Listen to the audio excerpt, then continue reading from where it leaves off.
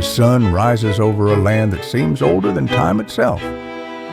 From the red heart of the desert to the whispering coasts, Australia awakens beneath a sky of burning gold. In the first light, two shadows stand on the shimmering plain, a kangaroo and an emu, motionless, poised, eternal. They face each other like guardians of a secret, their forms carved not by man but by the hand of the continent itself. Around them, the wind carries the dry scent of eucalyptus and the echo of centuries, the song lines of the first peoples, the cries of explorers, the silent gaze of the outback. The kangaroo, strong yet gentle, its leap forever forward. It cannot move backward. The emu, tall and relentless, strides with purpose. It too never steps back. Together, they embody progress without retreat, a creed written not in ink, but in instinct. When the Commonwealth of Australia was forged from distant colonies and wild frontiers, the new nation looked upon its vastness and asked, what creature could carry the soul of this land?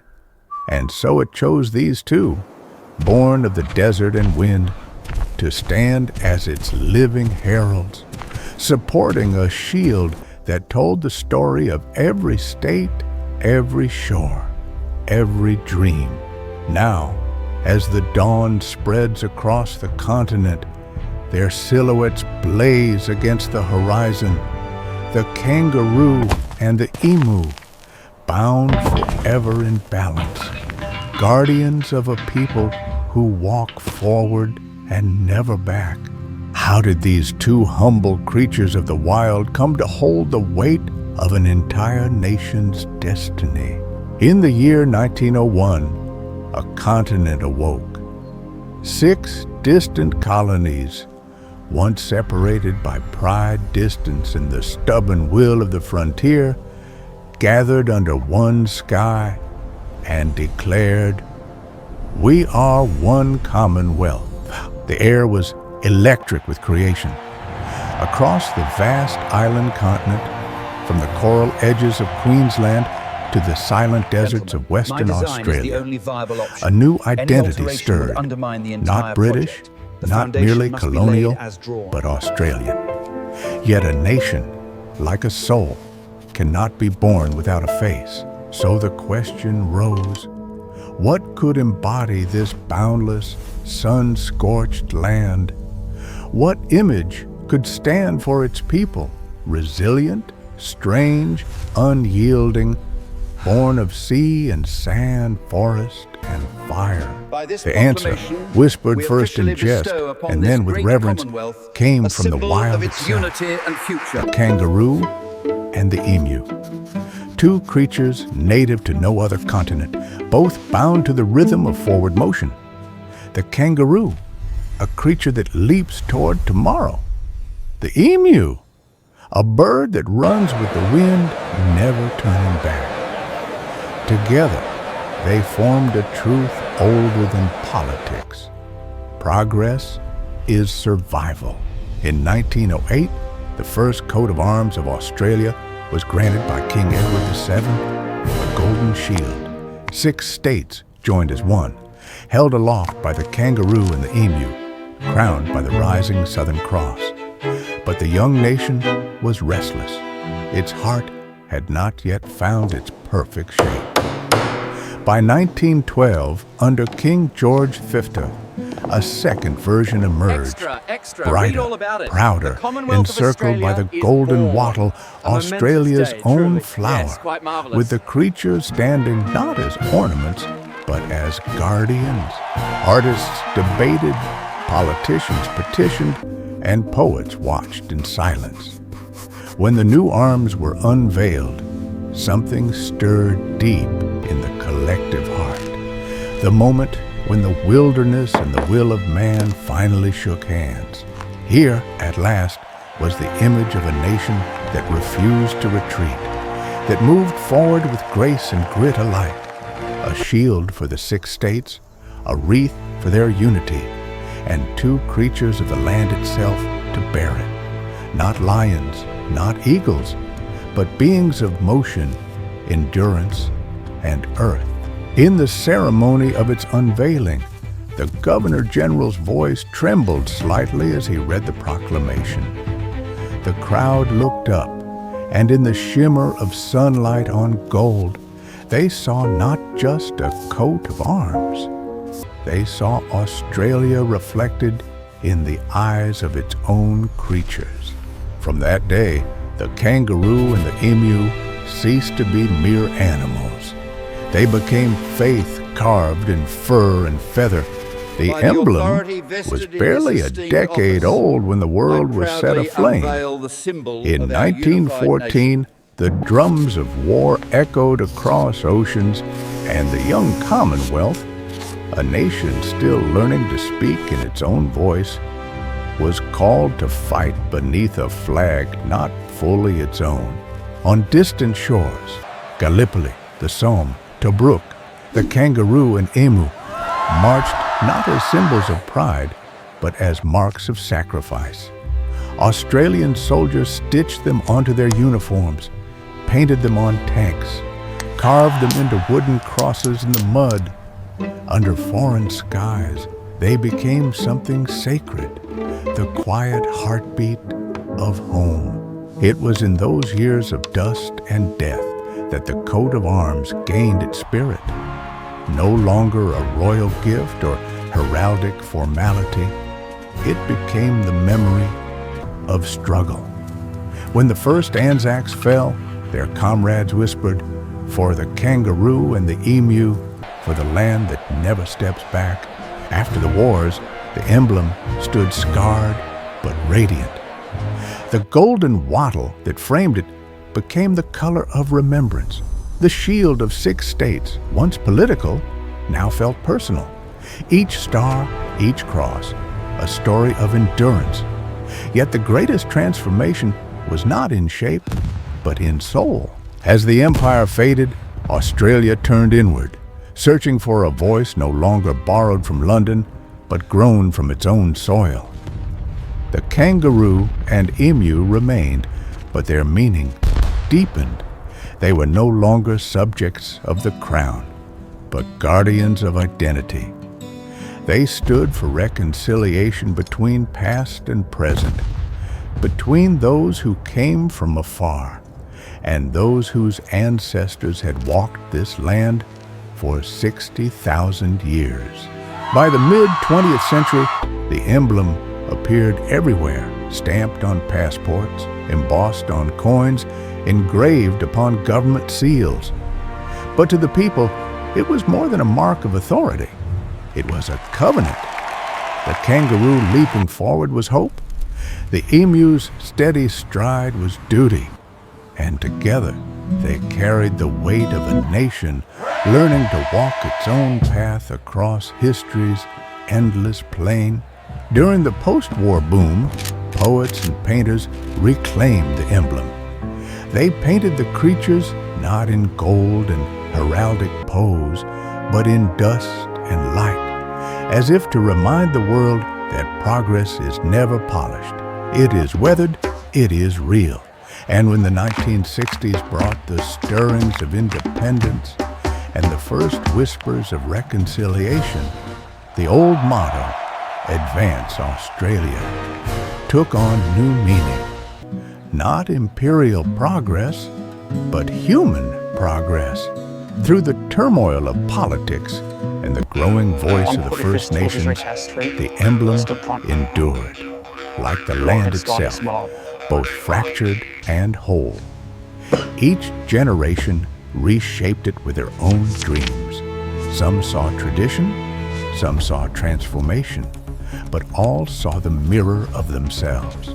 From the trenches to the parliament, from coin to canvas, the kangaroo and emu never turned back. They leapt and strode through time, carrying not the crown of an empire, but the heart of a people reborn. And so the creatures of the sun did not fade. They learned to bear the light of a nation finding its own dawn. Every symbol is a nation's mirror, and the coat of arms of Australia is a mirror polished by wind, sunlight, and red dust. It is not a relic of empire, but a map of meaning drawn from the pulse of the land itself. Each element, from the golden wattle to the Southern Cross, speaks in its own voice. Yet together they sing one anthem: Advance, Australia. The shield, the continent, within a frame. At the center stands the shield, divided into 6 parts, one for each state: New South Wales, Victoria, Queensland, South Australia, Western Australia, and Tasmania. Each quarter bears its own ancient sigil: the lion, the cross, the crown, the swan, the Maltese star. They are echoes of the colonies, of the long shadow cast by empire, yet bound within a single field of gold, they cease to compete and begin to harmonize. The shield is not a wall, it is a continent contained. Its balance of heraldry and geography reminds the viewer that Australia is both many and one, a unity not of sameness, but of space, vast, differing, yet bound by horizon. The golden wattle, the living crown. Encircling the arms is the golden wattle, native to no other soil. Its blossoms are spheres of sunlight, bright, brief, resilient, blooming even after fire. For Australians, the wattle is more than a plant. It is a promise of renewal, a silent defiance against drought, flame, and distance. It crowns the emblem not in jewels, but in pollen and resilience. Its message is gentle yet immortal. We flourish by enduring. The kangaroo, the leap of faith. On the left stands the kangaroo, forward-leaning, muscles tense with movement. It cannot step backward, a fact of anatomy turned into a philosophy. It is the dreamer and the doer, the wanderer of the outback, the carrier of its young across the burned plains. Its leap across the shield is the nation's motion, the will to progress without retreat, to cross distances measured not in miles, but in courage. It embodies a paradox uniquely Australian: strength without arrogance, motion without aggression. The emu, the keeper of balance. On the right, the emu, tall and steadfast, anchors the emblem with calm grace. It too cannot move backward. Its long legs and low center of gravity make retreat impossible. Yet it does not leap, it strides. It represents the patience of the land, the grounded wisdom of endurance. Together, the kangaroo and emu are motion and stillness, impulse and reflection, twin halves of a national soul that advances through balance. The Southern Cross, the guiding light. Above the shield, set within the azure field, burns the Southern Cross, 5 stars that have watched over navigators, poets, and wanderers since time immemorial. To the First Nations, it was Mirrabooka, the celestial hunter. To sailors, it was the map home. It is the light that never rises in the north, the signature of the southern world. In its geometry of stars lies a quiet assertion: our destiny is written under different skies. The colors, the palette of the continent: gold for the sun-baked earth, blue for the ocean that isolates yet protects, green for the forests reborn after fire, white for the salt, the cloud, the purity of new beginnings. Together, they form the chromatic hymn of the Southern Hemisphere, a color wheel of endurance, where even the ashes are luminous. The motto, Advance Australia. We did it! Simple, We actually did almost it! understated. Yes! Yet within these two words lies a nation's credo. Not conquer, not rule, but advance. It is a verb without conquest, a command that asks not for war, but for growth. It speaks to a people who walk with the future not behind it, who build not empires but communities, who learn from flame, from distance, from silence. The Australian coat of arms is therefore not a frozen crest, but a living compass. The kangaroo leaps, the emu strides, the sunlit wattle encircles, and the Southern Cross burns overhead. Each motion a reminder that this nation was not born from conquest, but from the will to move forward, to endure, to begin again. Here, beneath the Southern Cross, even the earth itself teaches to stand, to stride, to rise, and never to turn back. A nation's true emblem is not the one carved in marble, it is the one worn, touched, and lived. Across Australia, the kangaroo and emu have leapt beyond parchment and crown into the pulse of everyday life. They no longer belong to heraldry alone. They belong to the people. At dawn, soldiers of the Australian Defence Force stand in silence. On their uniforms, the coat of arms gleams faintly in the light. The kangaroo and emu facing the shield, watching as the first rays of sun cross the horizon. When they march into battle or peacekeeping missions abroad, it is not conquest they carry, but the spirit of a land that endures by moving forward. Every step they take is a continuation of that creed. Advance, never retreat.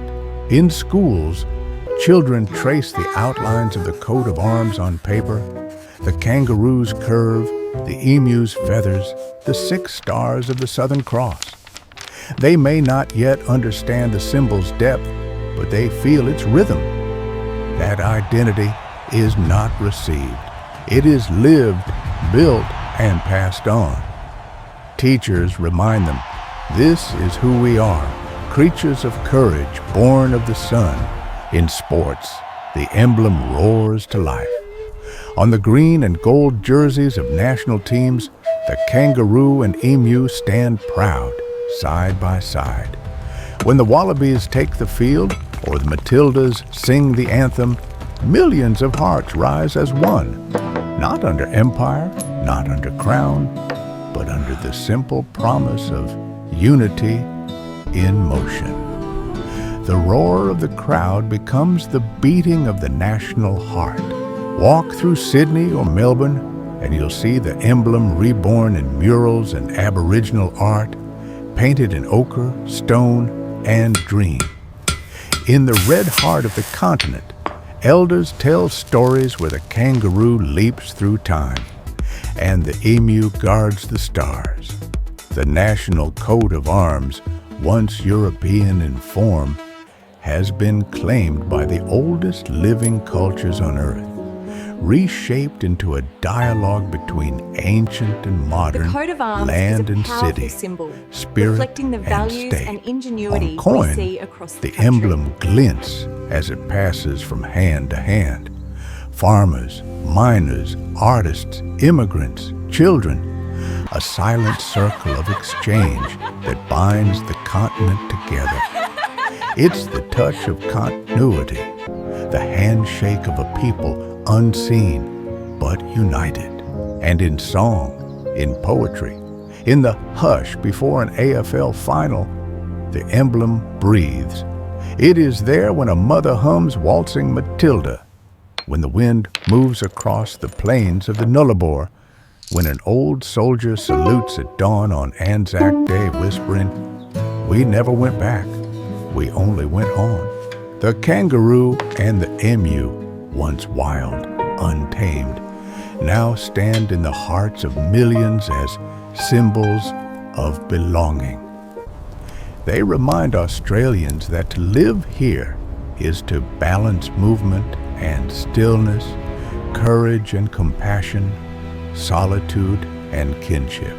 Between desert and ocean, between silence and song, they stand as we do, proud, flawed, unyielding, forever moving toward the sun. The 21st century dawns over Australia like a mirror of contradictions, ancient and new, wounded and wondrous, isolated yet connected to the world's pulse. And at its center, still gleaming in gold and dust, stands the coat of arms, the kangaroo and emu, facing forward, forever refusing to step back. More than a century after its creation, the emblem has become a riddle of endurance. It adorns passports and parliaments, coins and classrooms. But beyond all these, it survives as a question of identity. Who are we beneath the Southern Cross? In politics, the emblem glimmers behind every debate of belonging. It stands above the podium as leaders speak of reconciliation, equality, and the long shadow of empire.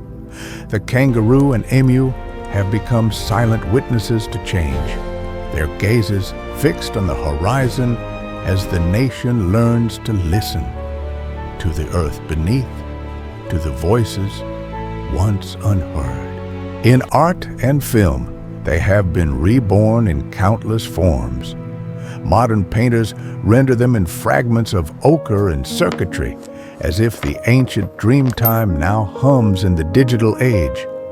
Photographers capture their silhouettes against the fiery outback dusk, turning them into icons of motion, symbols of an unfinished dream. And in the hearts of the young, the emblem no longer speaks of empire. It speaks of inclusivity, ecology, and endurance. The kangaroo now leaps through the consciousness of a generation that seeks progress not in conquest, but in coexistence. The emu's stride becomes the rhythm of a land that still carries its scars, but walks anyway, forward through drought and difference alike. For the First Nations, artists and elders weave new meaning into the ancient pattern, seeing in the coat of arms not a colonial crest, but a dialogue renewed. The wattle that crowns it is also the blossom of memory, the Southern Cross above it, a constellation of hope reborn. Through climate, crisis, and renewal, the emblem endures like the land it came from, scarred, resilient, luminous. It reminds the world that to be Australian is not to possess the land, but to walk with it. Forward, always forward. Now, as the sun sets across the red horizon, two creatures cast long shadows across the plains. The light turns them into silhouettes of eternity, fur and feather made sacred by time. They are not the past, nor prophecy. They are the bridge between both. As long as the kangaroo leaps and the emu strides, Australia will keep its promise to the sun, to move forward, to endure, to never turn back.